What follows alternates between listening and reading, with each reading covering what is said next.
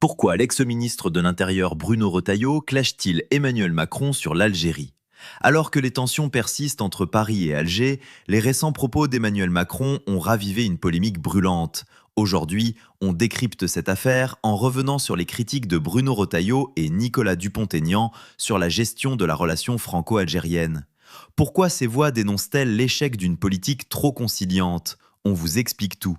Salut à tous, j'espère que vous allez bien. C'est le sujet qui domine l'actualité. Bruno Retailleau, président des Républicains et candidat déclaré à la présidentielle de 2027, a haussé le ton dans un entretien au JDD et une lettre ouverte. L'ancien ministre de l'Intérieur accuse Emmanuel Macron de céder aux pressions algériennes et de ne pas suffisamment défendre les intérêts français. Pour Retailleau, le mot « mabouls », employé par le président lors d'un déplacement dans l'Ariège, est un dérapage et un signe de mépris envers ceux qui veulent protéger la France. Plus profondément, il dénonce une forme de dépendance idéologique du chef de l'État vis-à-vis d'Alger, notamment sur la politique des visas et l'exécution des OQTF, obligation de quitter le territoire français. Selon lui, Emmanuel Macron serait l'otage des chantages mémoriels du régime algérien, qui entretient une rhétorique anti-française pour masquer ses difficultés internes. L'exemple concret, l'Algérie refuse souvent d'exécuter les OQTF une fois la nationalité établie.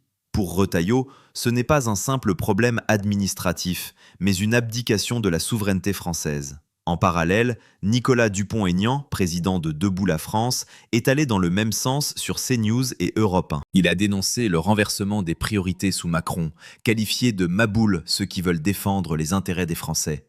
Selon lui, la France doit avant tout protéger ses citoyens, faire appliquer la loi sur l'immigration et refuser toute forme de chantage. Les deux hommes critiquent aussi la politique mémorielle de Macron. La repentance de 2017 et les discours sur les crimes de la colonisation serviraient de levier à Alger pour limiter la fermeté française. Retailleau propose une vraie politique de réciprocité. La délivrance de visas doit être strictement proportionnée à la coopération sur les réadmissions. En 2025, la France a délivré plus de 200 000 visas à des Algériens, alors que les laissez-passer consulaires restent rares. Un autre point majeur, la sécurité publique.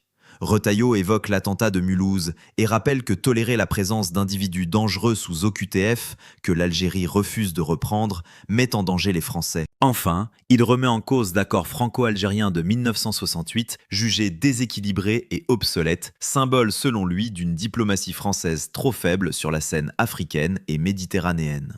Ce que révèle cette polémique, c'est le décalage entre une diplomatie française souvent conciliante et la réalité du terrain. Une relation bilatérale qui manque cruellement de réciprocité. L'Algérie reste un partenaire important, énergie, sécurité, migration, mais la coopération doit être équilibrée et non à sens unique. Ce qu'il faut retenir, la polémique autour du mot « maboule » cache une vraie bataille sur la souveraineté française. Retailleau et Dupont-Aignan dénoncent une faiblesse perçue et plaident pour la fermeté et la réciprocité. La relation avec l'Algérie ne peut progresser que sur des bases pragmatiques, respectueuses et équilibrées, sans naïveté ni repentance permanente. Et vous ? Qu'en pensez-vous? La France doit-elle continuer sur une ligne conciliante ou adopter une approche plus ferme basée sur la réciprocité? Dites-le moi en commentaire. Avant de passer à l'actualité en bref, n'oubliez pas de liker, partager et vous abonner. Actualité en bref. Lutte contre la fraude. Le président Tebboune a dénoncé la sous-facturation massive des exportations algériennes. 350 millions de dollars non rapatriés. Un fléau qui prive le pays de ressources et montre les défis de gouvernance. Valorisation des ressources. L'Algérie veut arrêter d'exporter ses matières premières brutes et miser sur la transformation locale, phosphate, fer, etc.